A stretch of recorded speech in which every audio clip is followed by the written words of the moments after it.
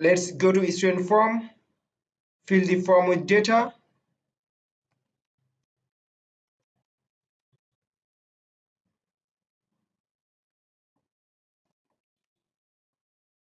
and click on submit button.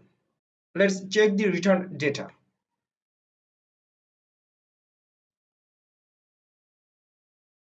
Well, it has returned all the correct data including headers, HTTP method, and request origin in config object property.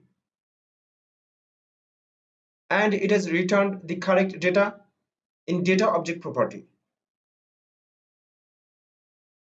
But it has returned the wrong data in status property and status text property. As it's a HTTP post call, it should return 201 in status property and created in status text property. To get all the required return data, let's go back to Visual Studio, stop debugging, go to post student method,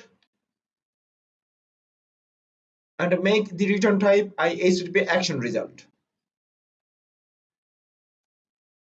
And return created add route method.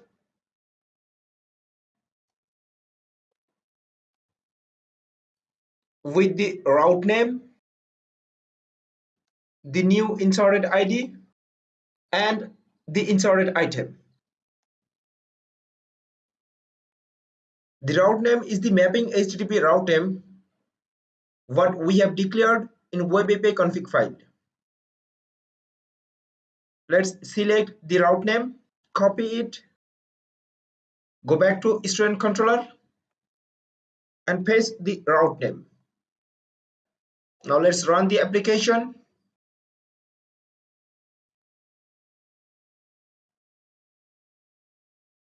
Go to student form, fill the form with data,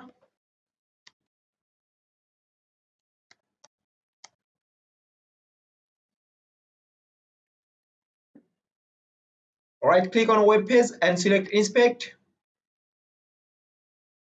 click on console, and click on submit button to check again. This time we have returned all the required data. We have returned in config object our expected headers, HTTP method, request origin. We have returned just inserted data in our data object property. We have returned 201 HTTP status code in status property, created string in status text property, and complete string in HR status property. Now let's check the put student method in next lesson.